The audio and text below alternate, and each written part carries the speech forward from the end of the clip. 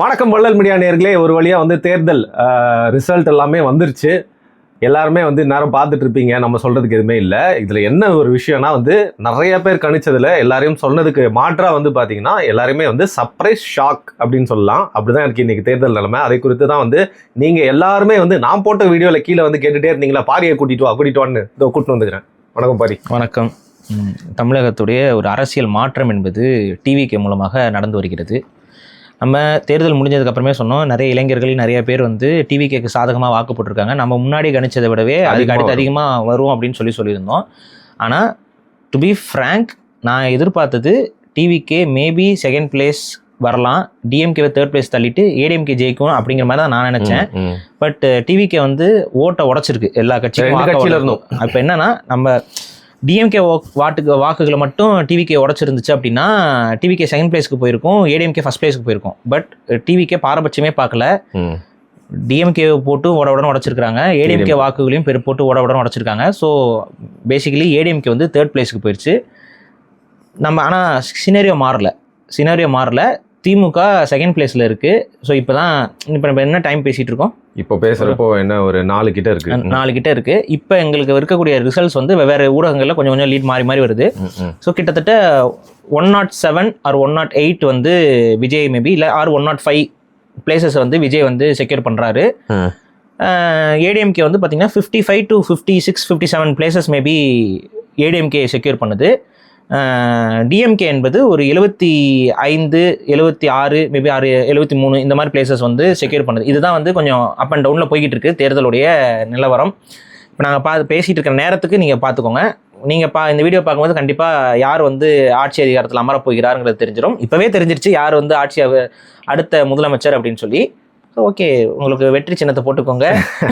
இல்லை, என்ன மேட்டர்னா விஜய் அவர்கள் தான் தமிழகத்துடைய முதல்வர், அதில் மாற்று கருத்து இல்லை. சரி, இப்போ நிறைய பேர் சொல்லியிருந்தாங்க நீங்கள் 2 பேருமே வந்து திமுக தான் ஜெயிக்கும்னு சொன்னது. அது என்னன்னா, திமுக ஜெயிச்சிடக்கூடாது, இந்த சினாரியோ இப்படி இருக்குன்றது நம்ம சொல்கிறோம். நம்மளுடைய கணிப்புகள் வந்து இந்த முறை வந்து பெரிய அளவிற்கு மாறி இருக்கிறது. மக்கள் வந்து முழுதாக விஜய் அவர்களின் மீது நம்பிக்கை வைத்து இந்த தேர்தலை அணுகியிருக்கிறார்கள்.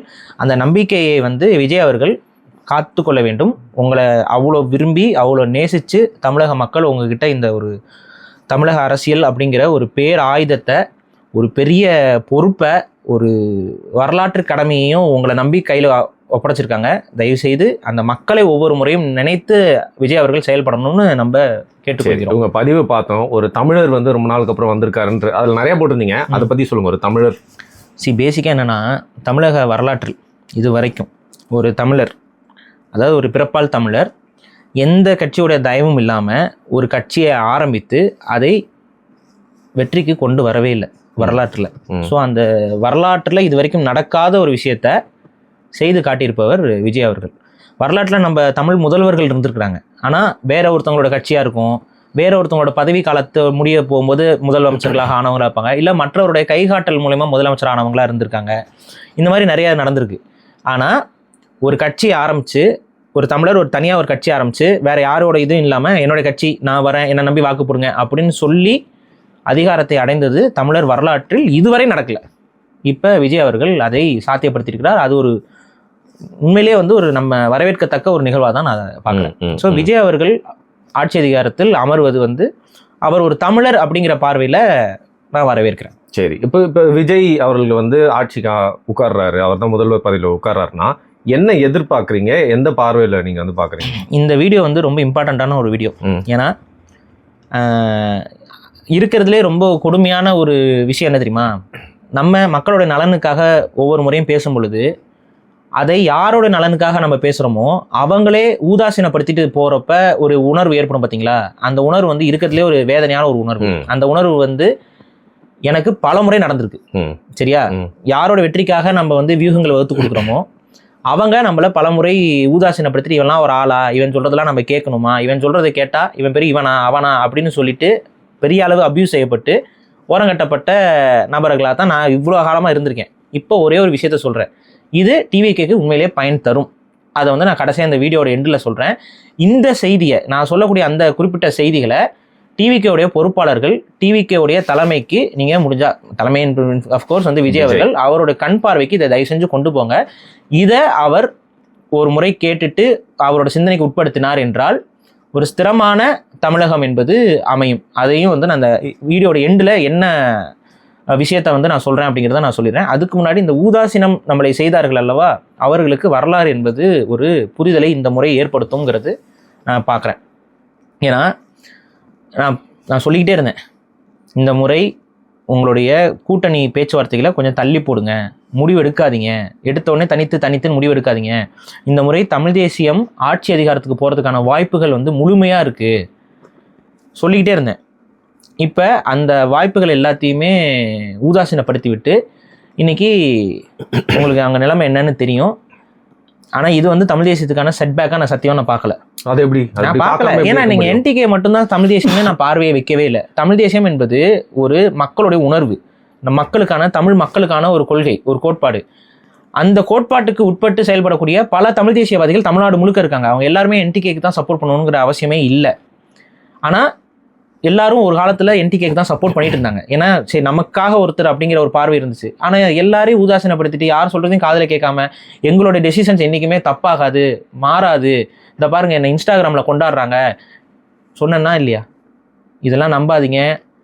இன்ஸ்டாவில் வந்து ட்ரெண்ட் ஆகிறது போகிறது இதெல்லாம் வந்து முழுக்க வந்து பெய்டு லாபி வந்து நான் பண்ணிகிட்டு இருக்கு. அதை வந்து ஒரு நாசகாரமான ஒரு ஆள் அந்த வேலையை பண்ணிகிட்டு இருக்காப்புல, நம்பி போகாதீங்க, இது தப்பு, முறை அல்ல. களத்தில் கட்டமைப்புங்கிறது ஸ்ட்ராங்காக இருக்கணும், கொள்கை பிடிப்புள்ள இளைஞர்கள் இருக்கணும்.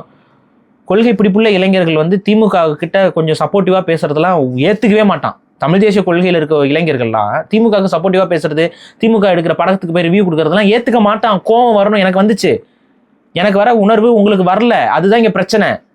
திரும்ப முட்டு கொடுத்துனீங்க, சரி எவ்ரி திங் இஸ் டன், இனிமேல் நம்ம பேசி பிரயோஜனம் இல்லை. பட் தயவு செஞ்சு இப்போவாவது எதற்காக நான் சொன்னேன், நான் வச்ச விஷயங்கள்லாம் கொஞ்சம் யோசிச்சு பாருங்க. கூட்டணி வந்து நான் இந்த முறை வச்சிங்கன்னா அதிகாரத்துக்கு போயிடுவீங்கன்னு சொல்லிட்டே இருந்தேன்னா நல்லா நோட் பண்ணி பாருங்க. ஏடிஎம்கே ப்ளஸ் என்டிகே கூட்டணி நடந்திருந்தாலும் அது வந்து ஒரு ஸ்ட்ராங்கான ஒரு இடத்துல இருந்திருப்பாங்களா? இப்போ ஏடிஎம்கேக்கு ஒரு பெரிய பலமாக இருந்திருக்கும். ஏடிஎம்கேக்கு இன்னைக்கு நடந்த பெரிய பின்னடைவுக்கு அடிப்படை காரணமே பிஜேபி தான். பிஜேபி எங்கேயா ஜெயிச்சுதா? ஒரு இடத்துல மட்டும் மேபி ஜெயிக்கும்னு நினைக்கிறேன்.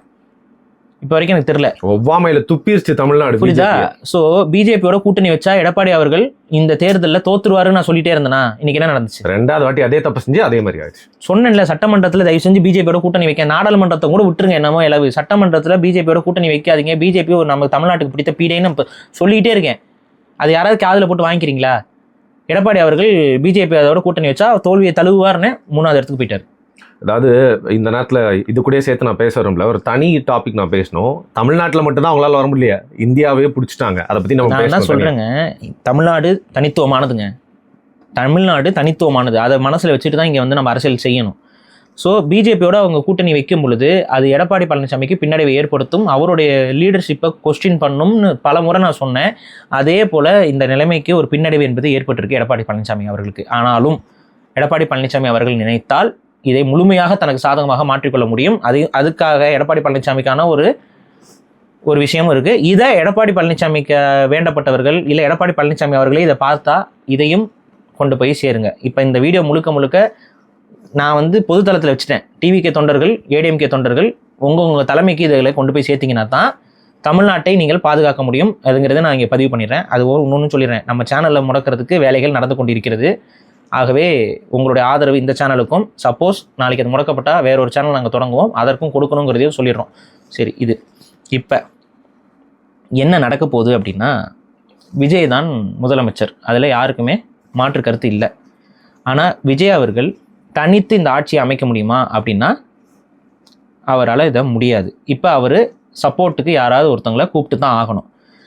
நான் பயந்த மாதிரியே விஜய் அவர்கள் ஒரு தவறான முடிவை நோக்கி போவதாக எனக்கு படுகிறது. காங்கிரஸ் ஒரு விஷயம் மட்டும் சொல்கிறேன், நீங்கள் எவ்வளவோ முறை கூப்பிட்டு பார்த்தீங்க இந்த காங்கிரஸ் கட்சியை, அவங்க பர்சனலாகவே உங்களை ஊதாசீனப்படுத்தினார்கள். கிட்டாதாயின் வெட்டன மரன்னு தமிழ் பழமொழி ஒன்று இருக்குது. ஒரு விஷயம் நமக்கு கிடைக்கலன்னா அதை வெட்டன மறந்துடணும். அந்த குணம் ஒரு மனிதனுக்கு இருக்கும் பட்சத்தில் அந்த மனிதன் வந்து வீழ்த்தப்படவே முடியாது அந்த மனுஷனை. ஸோ அதை நான் என்ன சொல்கிறேன்னா, காங்கிரஸ் உங்களை மதிக்கலை. நீங்கள் பல முறை கேட்டு பார்த்தீங்க, ஒரு முறை இறங்கி என்ன சொன்னீங்கன்னா, உண்மையான காங்கிரஸ் தொண்டர்கள் நமக்கு தான் ஆதரவாக இருக்காங்கன்னு சொல்லி பார்த்தீங்க. அப்போ கூட அவங்க உங்களை உதாசீனப்படுத்தி விட்டு தான் போனார்கள். அவங்களுக்கு கதவை திறந்துடாதீங்க. ஏன் சொல்கிறேன்னா, காங்கிரஸ் வந்து இப்போ எத்தனை மேபி 5 சீட்ஸ் வரைக்கும் செக்யூர் பண்ணுறாங்கன்னு வைங்க, 5 சீட்ஸ். அடுத்து விடுதலை சிறுத்தைகள், இவங்களையும் நீங்கள் புத்தக வெளியீடு அது இதுன்னு சொல்லி பல விஷயங்கள் அதை ஒரிஜினா எல்லாரும் முயற்சி பண்ணி பார்த்து எப்படியாவது உள்ள விடுதலை சிறுத்தைகளை கொண்டு வந்துடணும்னு பார்த்தீங்க, முயற்சி பண்ணீங்க. அவங்களும் உங்களை மதிக்கல, அவங்களும் நீங்கள் வேண்டாம் அப்படின்னு சொல்லி தான் அவங்க முடிவெடுத்தாங்க. இப்போ விடுதலை சிறுத்தைகளை உள்ளே கொண்டு வரதோ இல்லை கம்யூனிஸ்ட் கட்சிகள் உள்ளே கொண்டு வருவதோ உங்களுடைய செயல் திட்டமாக இருக்கும் பட்சத்தில் உங்களோட ஆட்சியை கவிழ்த்துருவாங்க. இதை நான் இன்னைக்கு சொல்கிறேன். அமையக்கூடிய இந்த ஆட்சி ஸ்திரமான ஆட்சியாக இருக்காது. நீங்கள் அவங்களோட கண்ட்ரோலில் தான் இருப்பீங்க. பேசிக்கலி உங்களுடைய ஆட்சியை அந்த எப்படி கண்ட்ரோல் பண்ணுவாங்கன்னா, பிஜேபியும் ப்ரெஷர் பண்ணி ஈஸியாக உங்கள் ஆட்சியை கலைச்சி விட்ற மாதிரி இருக்கும். இவங்களையும் நீங்கள் யாரையுமே ட்ரஸ்ட் நம்ப முடியாது, என்றைக்கு வேணாலும் தாவுவாங்க. அப்போ இதுக்கு நிறையா டிவிகே இளைஞர்களுக்கு சட்டசபை எப்படி அமையும் இதெல்லாம் நிறைய தெரியாமல் இருக்கும். ஸோ பேசிக்கான ஒரு விஷயத்த சொல்லிடுறேன்.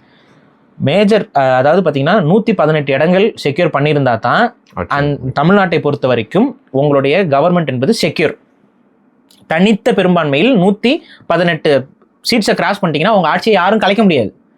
நம்பிக்கையில்லா தீர்மானம் கொண்டு வந்தாலும் பிரச்சனை கிடையாது. சரி, அப்போனா என்னங்க, சப்போஸ் எம்எல்ஏஸ் நிறைய பேர் தாண்டி போயிட்டாங்கன்னா என்னங்க பண்ணுறதுன்னா, அப்படி போக முடியாது. ஏன் அப்படின்னா உங்கள் கட்சியில் பாதிக்கும் மேலே இருக்கக்கூடிய எம்எல்ஏஸ் இப்போ 105 இருக்குல்ல, இப்போ 105னா பாதியாக டிவைட் பண்ணுங்கள், எவ்வளோ வருது? அதில் பாதிக்கும் மேலே இருக்கக்கூடிய எம்எல்ஏக்கள் வந்து உங்களோட ஆட்சி வேண்டாம் அப்படின்னு சொல்லி முடிவெடுத்து தாண்டுனா மட்டும்தான் இது சாத்தியப்படும், செல்லும். அப்போ உங்கள் கட்சியிலேருந்து தாவிடுவாங்கன்னா, ஒருத்தர் 2 பேர் தாவினா அது செல்லாது. ஒருத்தர் 2 பேர் தாவனா அவங்களுடைய கட்சி தாவல் தடை சட்டத்தின் மூலமாக அவங்களோட பதவியை அவர்கள் இழந்து விடுவார்கள். ஸோ தேர் நோ மோர் எம்எல்ஏவாக இருக்க மாட்டாங்க. அவங்களோட எம்எல்ஏ கேண்டிடேட்டை வந்து அவங்க ரிசைன் பண்ணிடணும். ஸோ போயிடும் அவங்க பதவி. ஸோ ஒருத்தர் 2 பேர் தாண்டதுக்கான வாய்ப்பு இல்லை. தாண்டுனா 60 பேருக்கு மேலே தாண்டணும். கரெக்டாக 60 பேருக்கு மேலே உங்கள் கட்சியிலேருந்து தாண்டுவாங்கன்னு நீங்கள் நினைக்கிறீங்களா? ஸோ பயப்பட தேவை இல்லை. இந்த விஷயத்தில் நீங்கள் பயப்பட தேவையில்லை. உங்கள் கட்சியில் பாதி பேர் அப்படி புட்டுட்டு போயிடுவாங்கன்னு பயப்பட தேவையில்லை. ஸோ இது பிரச்சனை இல்லை உங்களுக்கு. இப்போ அடுத்த பிரச்சனை என்ன அப்படின்னா, இப்போ நீங்கள் ஜெயிச்சிட்டீங்க. இப்போ ஜெயிச்ச உடனே இப்போ நம்பிக்கையில்லா தீர்மானத்தை உடனே கொண்டு வராங்கன்னு வைங்க. இப்போ நீங்கள் ஜெயிச்சிட்டீங்க, ஆட்சி அமைக்க தான் போகிறீங்க. இப்போ 105க்கு மேலே போயிட்டீங்கல்ல, ஸோ ஆட்சி நீங்கள் தான் அமைப்பீங்க. இந்த ஆட்சி அமைக்கும் பொழுது அங்கே சட்டமன்றத்தில் இருக்கக்கூடிய எம்எல்ஏக்கள்லாம் சேர்ந்து நம்பிக்கையில்லா தீர்மானத்தை கொண்டு வராங்கன்னு வைங்க. இப்போ உங்களுக்கு எந்த கட்சியும் சப்போர்ட் இல்லைன்னு வைங்க. ஸோ ஆட்டோமேட்டிக்காக உங்கள் 105 எம்எல்ஏஸ் வந்து என்ன பண்ணுவாங்க, விஜய் அவர்களுக்கு ஆதரவு சொல்லி கொடுப்பாங்க. ஆனால் ஏடிஎம்கே என்ன பண்ணும், ஆதரவு இல்லைன்னு சொல்லும். பிஜேபி ஆதரவு இல்லைன்னு சொல்லுவோம், காங்கிரஸ் ஆதரவு இல்லைன்னு சொல்லுவோம், ஸ்டாலின் அவர்கள் ஆதரவு இல்லைன்னு சொல்லுவாங்க, டிஎம்கே ஆதரவு இல்லைன்னு சொல்லுவோம். ஸோ ஒட்டுமொத்தமா என்ன ஆகும், திருப்பியும் எலெக்ஷன் வரும், கவர்னர் ஆட்சி வரும். கவர்னர் ஆட்சி வந்தா அது யாரோட ஆட்சி, பிஜேபியோட ஆட்சி. கவர்னர் ஆட்சி வந்தா அது பிஜேபியோட ஆட்சி. இப்ப புரியுதா ஏன் பிஜேபி ஹேண்டில்ஸ்லாம் உங்களை காங்கிரஸோட கூட்டணி போங்க, உங்களை விடுதலை சிறுத்தையோட கூட்டணிக்கு போங்க, உங்களை இந்த மாதிரி இந்த சின்ன சின்ன உதிரி கட்சிகளோட நீங்க கூட்டணிக்கு போங்கன்னு உங்களை ஃபோர்ஸ் பண்றதுக்கான காரணம் என்னன்னா, உங்களுக்கு அறிவுரை கொடுக்குறேங்கிற பேர்ல அப்படி பண்றதுக்கான அடிப்படை காரணம் என்னன்னா, இவங்களோட நீங்க போனீங்கன்னா இவங்களை கண்டிப்பா டிஎம்கே வேலை பேசி வாங்குவோம். அது நடக்க தான் செய்யும். நான் இது பண்றோம், நீங்க நம்பிக்கையில்லா தீர்மானம் கொண்டு வரும்போது எல்லாம் இந்த பக்கம் சாஞ்சிருன்னு சொல்லுவாங்க, ஆட்டோமேட்டிக்கா சாஞ்சிருவாங்க. ரீஎலெக்ஷன் வரும். ரீஎலெக்ஷன் வரும்பொழுது உங்க வேட்பாளர்களை பாதி பேர் தூக்கிடுவாங்க, விலை பேசப்பட்டிருப்பார்கள். ஸோ புரிந்து கொள்ளுங்கள், உங்க ஆட்சி நிலை பெற்ற ஆட்சியாக இருந்தால்தான் விஜய் என்ற தனிப்பட்ட நபருக்கும் நல்லது, உங்களை நம்பி இத்தனை லட்சக்கணக்கான வாக்குகளை கொடுத்த தமிழக மக்களுக்கும் நல்லது. அப்போ நீங்க செய்ய வேண்டியது என்னன்னா, தமிழகத்துக்கு நிலையான ஆட்சி கொடுக்க வேண்டும்ங்கிற ஒரு முடிவுக்கு வாங்க. ஸோ இப்போ உங்ககிட்ட இருக்கிற the one and only option என்னன்னா, வேற வழி இல்லை, ஏடிஎம்கே தான். ஏன்னா டிஎம்கேவோட நீங்க போய் சேர்ந்து ஆட்சி அமைக்க முடியாது. ஏன்னா டிஎம்கே வீழ்த்தணும் தான் வந்திருக்கீங்க. அடுத்து பிஜேபி உங்களுடைய கொள்கை எதிரி, டிஎம்கே உங்களுடைய அரசியல் எதிரி. ஸோ இந்த 2 அரசியல் எதிரி மற்றும் கொள்கை எதிரியோட நீங்க எந்த ஒட்டுமுறவும் வைக்க முடியாது. அடுத்து உங்களுக்கு இருக்கக்கூடிய ஆப்ஷன்ஸ் என்னன்னா, பாமக இருக்கு, ஏடிஎம்கே இருக்கு. நான் சொன்ன மாதிரி காங்கிரஸ், கம்யூனிஸ்ட்லாம் இவங்கெல்லாம் உங்களை புறந்தள்ளனவங்க. பட் பாமக அண்ட் ஏடிஎம்கே அவங்க கிட்ட இருக்க வாக்குகள் இருக்கு. இப்ப இதுல பாமகவும் சேர்த்துக்கிட்டா இன்னும் கொஞ்சம் ஸ்ட்ராங். இப்ப ஏடிஎம்கே மட்டும் எடுத்துக்கோங்க. ஏடிஎம்கே குறைஞ்சது எனக்கு எத்தனை ஜெயிப்பாங்க, 60 சொச்சம் ஜெயிக்கிறாங்கன்னு வச்சுக்கோங்க, 50 வச்சுக்கோங்க. 50 + 105 எவ்வளவு ஆச்சு? நல்ல நம்பர்ஸ். முதல்வர் விஜய் வீழ்த்தப்பட முடியுமா? நம்பிக்கையில்லா தீர்மானத்தை இந்த ஆட்சியில, அதாவது ஏடிஎம்கே அண்ட் டிவிகே உடைய கம்பைன்ட் ஆட்சியில கண்டிப்பா நம்பிக்கையில்லா தீர்மானத்தை கொண்டு வரவே முடியாது. ஸோ உங்களுடைய கவர்மெண்ட் செக்யூராக இருக்கும். ஒரு செக்யூரான ஒரு கவர்மெண்ட்டை நீங்கள் உருவாக்குறதுக்கான ஒரு முழுமையான வாய்ப்பு என்பது விஜய் அவர்களுடைய கையில் இருக்குது. அவருடைய சிந்தனையில் இருக்குது இப்போ. ஸோ உங்களுடைய ஆட்சி முழுமையானதாக இருக்க வேண்டும், ஸ்திரத்தன்மை மிக்கதாக இருக்க வேண்டும் என்றால் தயவு செய்து இந்த சிந்தனையை நீங்கள் உள்வாங்குங்கள். எனக்கு தெரிஞ்ச இந்த அட்வைஸ் இப்போ வரைக்கும் யாரும் உங்களுக்கு சொன்னாங்களான்னு தெரில. பட் எங்களோட பார்வை இதுதான். அது ரெண்டாவது, இது உங்களுக்காக நான் சொல்கிறோன்னு தவறாக எடுத்துக்கொள்ள வேண்டாம், எங்களுக்காக நான் சொல்கிறோன்னு தவறாக எடுத்துக்கொள்ள வேண்டாம். உங்களோட கொள்கையில் உடன்பாடு இல்லை அப்படிங்கிறத நாங்கள் பல முறை சொல்லியிருக்கோம். ஏன்னா நீங்கள் திராவிடத்தையும் ஈவேராவையும் தூக்கிட்டு வரீங்க. ஸோ ஆட்டோமேட்டிக்காக உங்கள் கொள்கை ரீதியான எந்த விதமான உடன்பாடும் எங்களுக்கு இல்லை. ஆனால் பிஜேபியோட கண்ட்ரோலில் தமிழ்நாடு போயிடக்கூடாது. கவர்னர் ஆட்சி வந்தாலும் பிஜேபி கண்ட்ரோலுக்கு தமிழ்நாடு போயிடும். இந்த மாதிரி ஸ்திரத்தன்மை இல்லாத அரசாங்கம் வந்தாலும் அந்த அரசாங்கத்தை உடச்சிருவேன் பயக்காட்டியே பிஜேபியோட டாமினன்ஸை வந்து உள்ள பண்ணிடுவாங்க. ஸோ இந்த பிஜேபியோட டாமினன்ஸ் தமிழ்நாட்டுக்குள்ள வரக்கூடாது. அப்படின்னா அதற்காக தான் வழி சொல்கிறோம். தமிழக மக்களுடைய எதிர்காலத்தை மனதில் வைத்து தான் இந்த வழியை சொல்கிறோம். எங்களுக்கு இதில் எந்த விதமான ஒரு விஷயம் இல்லை. இதை நீங்கள் தயவு செஞ்சு டிவிகேவுடைய தோழர்கள், டிவிகேவுடைய தொண்டர்கள், அதே போல் ஏடிஎம்கேவோட தொண்டர்களும் உள்வாங்கி நம்ம சொல்கிறதோட காரணத்தை புரிஞ்சுக்கோங்க. இன்னொன்று, இப்போ இந்த ப்ரப்போசலுக்கு நிச்சயம் 2 தரப்புலையுமே உள்ளே இருக்கக்கூடிய சில துரேந்தர்ஸ் என்ன பண்ணுவாங்கன்னா, சேர விடாமல் தடுக்கிறதுக்கு எல்லா வேலையும் பண்ணிக்கிட்டு இருப்பாங்க. ஏடிஎம்கேக்கு பிடிக்காத சில பேரும், உங்களுக்கு பிடிக்காத சில பேரும். ஆனால் இதை நீங்கள் மனசில் வச்சு இப்போ வேலையை பார்த்தீங்க அப்படின்னா, இதை வச்சுட்டு இதில் காங்கிரஸோட நமக்கு கொஞ்சம் இப்போ பொலிட்டிக்கல் அலையன்ஸ் இருந்தால் நல்லா இருக்குமே, நாளைக்கு ஃபியூச்சரில் இப்படிலாம் யோசிச்சிங்க அப்படின்னா உங்கள் ஆட்சியை வீழ்த்திடுவாங்க. அதுவும் எந்த டைமில் வீழ்த்துறாங்கிறதுலாம் மிக முக்கியமானது. உங்களுக்கு ஏதாவது ஒரு சப்போஸ் செட்பேக் வர மாதிரி ஒரு சுச்சுவேஷன் வர டைமில் ஆட்சியை கலைச்சி விட்டாங்கன்னா மக்கள் அந்த கோவத்தில் எப்படி ரிசல்ட்ஸ் வரும்னு தெரியாது. மோஸ்ட் ப்ராபப்ளி ஆட்சி கலைஞ்சதுன்னா ஃபுல் பெரும்பான்மையில் தான் வரதுக்கு வாய்ப்பு இருக்கும் எப்போவுமே. பட் என்ன மாதிரி சுச்சுவேஷனில், என்ன மாதிரியான இஷ்யூஸில், எந்த மாதிரியான ஒரு அவப்பேரை உருவாக்கி அதை செய்ய முடியும் அப்படின்னா அந்த அரசியல் தந்திரங்கள் எல்லாம் ரொம்ப ஆபத்தானவை. அதை மனதில் வச்சு நாங்கள் என்ன சொல்கிறோம்னா, ஏடிஎம்கே அண்ட் டிவிகே அலையன்ஸ் வந்து ஏற்பட்டது என்றால் ரொம்ப ஸ்ட்ராங்கான ஒரு நல்ல கவர்மெண்ட் என்பது ஃபார்ம் ஆகுங்கிறது நாங்கள் நம்புகிறோம். தமிழக மக்களும் அதில் பாதுகாக்கப்படுவார்கள் அப்படிங்கிற ஒரு விஷயம் என்பது இருக்குது.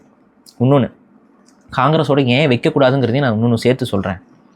தமிழின படுகொலை கட்சி அது. அந்த கட்சியோட கொள்கைக்கும் அவங்களோட செயல்பாட்டுக்கும் என்றைக்குமே அவங்க உண்மையாக இருந்ததில்லை.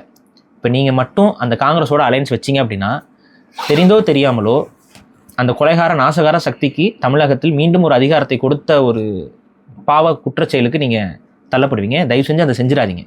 உங்கள் மேலே நம்பி இத்தனை பேர் வாக்கு போட்டிருக்காங்க.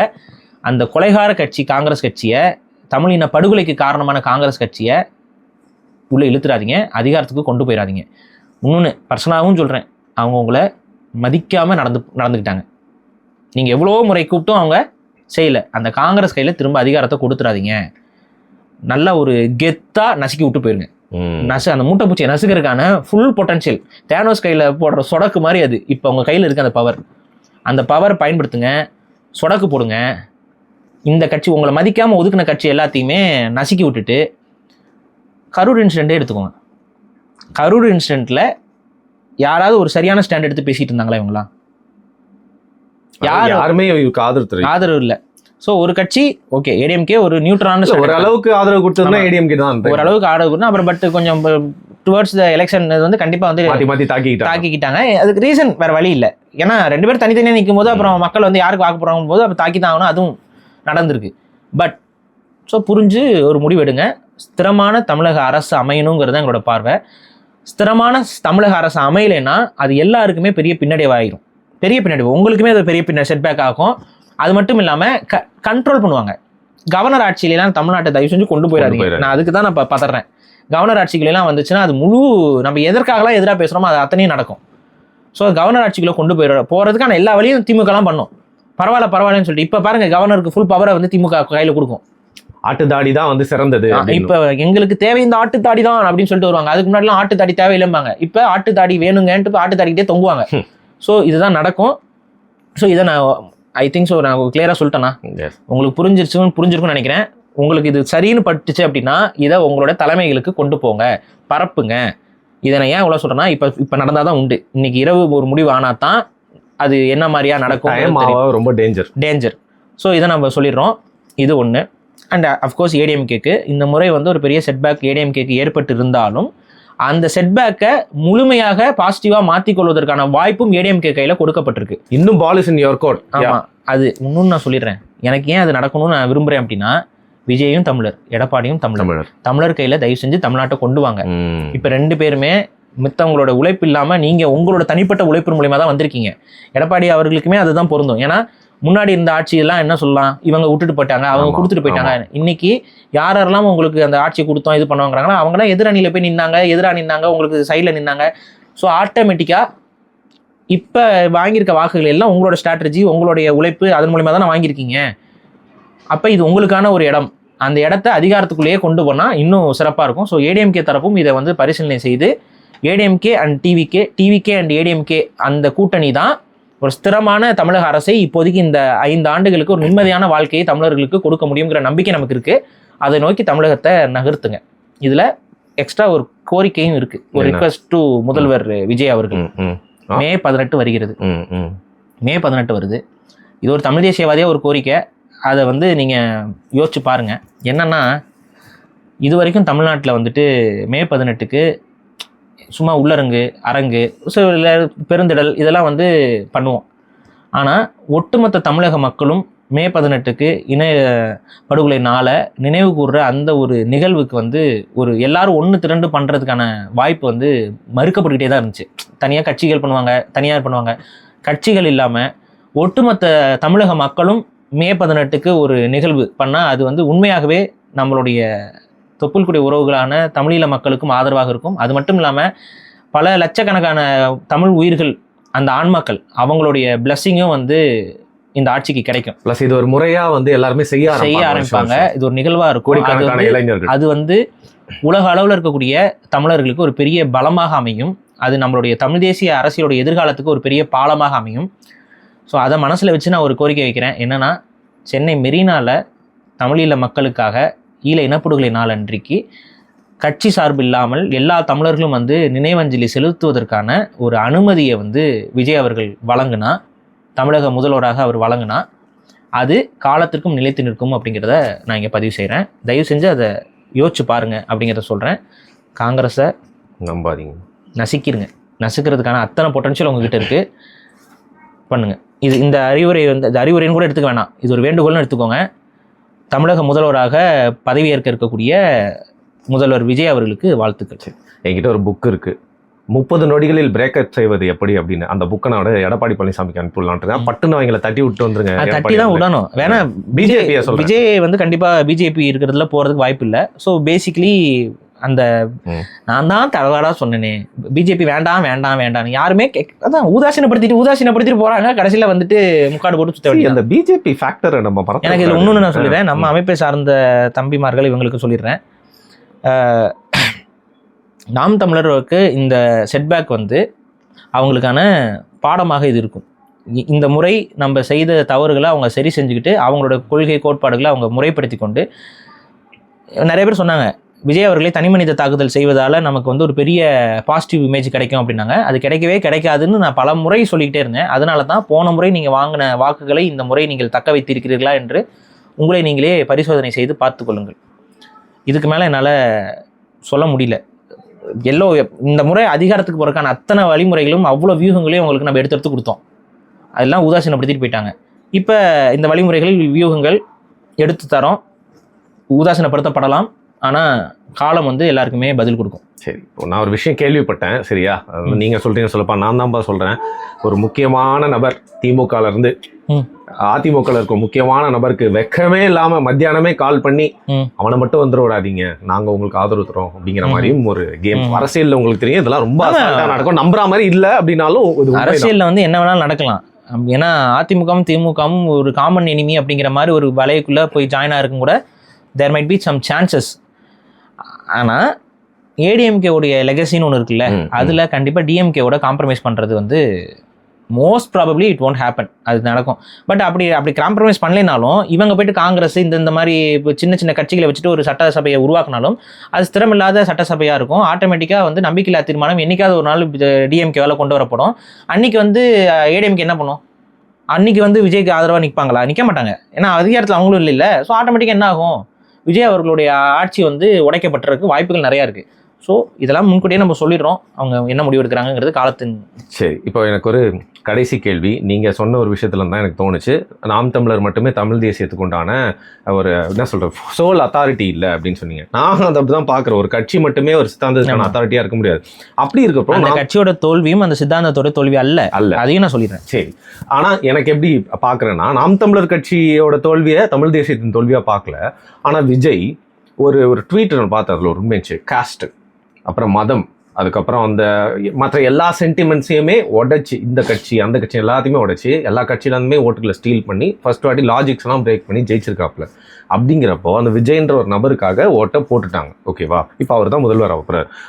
தமிழ் தேசியம்ன்ற சித்தாந்தம் அப்படிங்கிற விஷயம் நாம் தமிழர் கட்சியோட தோல்வி இல்லை, திருப்பி ஆனால் இது ஒரு செட்பேக் தானே.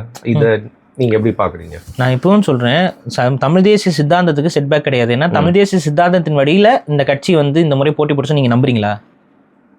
சொல்லுங்கள். இந்த முறை நடந்த அபியூஸ் உங்களுக்கு எனக்கு நடந்தது என்னென்ன? அது இப்போ கடைசி வீடியோக்கெல்லாம் நீங்கள் பார்த்தீங்கன்னா நிறைய பேர் வந்து பாரி என்னது இப்படின்னு நான் தான் சொல்லிகிட்டே இருக்கேனே, ரொம்ப தப்பாக போயிட்டு இருக்குன்னு. இவங்க 2 பேர் போக்கும் சரியில்லை, எங்களோட போக்கு சரியில்லைன்னு சொல்லிட்டு இருந்தீங்க. இப்போ உங்களோட போக்கு என்னங்கிறத மக்கள் தீர்ப்பு கொடுத்துருக்காங்க. இதுக்குனாச்சும் ஏற்றுக்குவீங்களா? இப்பவும் பழைய தூக்கி அடுத்தவங்க மேலே போட்டிங்கன்னா நீங்கள் தாராளமாக போட்டுக்கோங்க, வி டோன்ட் பாதர். ஆனால் திரும்ப திரும்ப நீங்கள் படிச்சுக்கிட்டு தான் இருக்கணும். நாங்கள் சொல்கிறோம், உண்மையிலே நீங்கள் ஜெயிச்சா நாங்கள் சந்தோஷம் தான் பட்டிருப்போம். உங்கள் இதில் யாராவது ஒரு 1-2 பேர் ஜெயிச்சிருந்தா சந்தோஷப்பட்டிருப்போம். ஓப்பனாக நான் சொல்கிறேன், சீமான் அவர்கள் இந்த முறை ஜெயிப்பாருன்னு நான் நம்பினேன். அது வந்து பெரிய டிசப்பாயின்மெண்ட் பாரு. சரியா, ஜெயிப்பார் நம்பினேன். பட் என்னவா இருக்கீங்க அப்படிங்கிறத சுயபரிசோதனை தயவு செஞ்சு பாருங்க. சுயபரிசோதனை செஞ்சு பாருங்க. நான் அந்த இதில் கடைசியாக ஒரு போஸ்ட் போட்டிருந்தேன்ல, ஆணவமும் அகம்பாவமும் அரசியலில் யாரையுமே உச்சத்துக்கு கொண்டு போகாது. இந்த முறை விஜய் அவர்கள் சீமானுக்கு பண்ண டேமேஜ் இருக்குது பார்த்தீங்களா, அவர் பேசவே இல்லை. முன்னாடியே சொல்லிட்டு இருந்தேன்ல, அவர் உங்கள் பேரையே மென்ஷன் பண்ணல. ஆனால் உங்களுக்கு இவ்வளோ பெரிய செட்பேக்கை வந்து கிரியேட் பண்ணிட்டாரு. காரணம் என்னென்னா, நீங்கள் விமர்சனங்களை கூட நாகரிகமாகவும் யதார்த்த விமர்சனங்களாகவும் உண்மையான விமர்சனங்களாகவும் வச்சுக்கிட்டு இருந்திருந்தீங்க அப்படின்னா நிச்சயம் வந்து இந்த செட்பேக் உங்களுக்கு ஏற்பட்டிருக்காது. உங்களை நம்பிய நபர்கள் பரவாயில்ல, சீமான் தான் நல்ல கருத்து எல்லாம் பேசுறாரு, நல்ல ஒரு பேச்சாளராக இருக்காரு, இவர் பின்னாடி இவ்வளோ இளைஞர்கள் நம்பிக்கையோடு நிற்கிறாங்க, தமிழ் தேசியங்கிற ஒரு சித்தாந்தம் இருக்கு, நம்ம அவருக்கு வாய்ப்பு கொடுத்துட்டே இருப்போம்னு சொல்லி அந்த வாய்ப்புகளை நீங்கள் தக்க வச்சுக்கிட்டே இருந்திருப்பீங்க. உங்களுக்கான ஓட் பேங்க் உடஞ்சே இருக்காது. நான் உங்கள் ஓட் இந்த முறை ஜெயிச்சிருப்பீங்க நான் சொல்லவே இல்லை. இன்னைக்குமே உங்களோட ஓட் பேங்கை நீங்கள் தனியாக நின்றுருந்தா கூட தக்க வச்சிருப்பீங்க. எப்பன்னா டிவிக்கு மேலே நீங்கள் இந்த ஹேட் மாங்கர் பண்ணாமல் இருந்திருந்தா. ஹேட் மாங்கர் பண்ணாதீங்கன்னு சொல்லிட்டே இருந்தேன்ல, இதுக்காக தான் அது. ஏன்னா இந்த ஹேட் மாங்கர் என்ன ஆயிடுச்சுன்னு நான் சொல்கிறேன். ஒரு பெருங்கூட்டம், நீங்கள் என்ன வேணாலும் சொல்லிக்கோங்க, விஜய் மேலே இருக்கக்கூடிய நட்சத்திர இதில் போயிட்டு எல்லாரும் வந்து சினிமா நட்சத்திரத்துக்கு பின்னாடி போகிறாங்க, ஒரு மூடத்தனமாக நடந்துக்கிறாங்க, எல்லாமே எனக்கு அந்த விமர்சனங்கள்லாம் உண்டு. நான் இப்போ நான் சொல்கிறேன், விஜய் அவர்கள் ஆஸ் ஏ ஹீரோவாக போட்டு ஹீரோ வர்ஷிப் பண்ணுறதுக்கு நான் என்றைக்குமே எதிரானவன். அதில் எனக்கு மாற்று கருத்தே கிடையாது.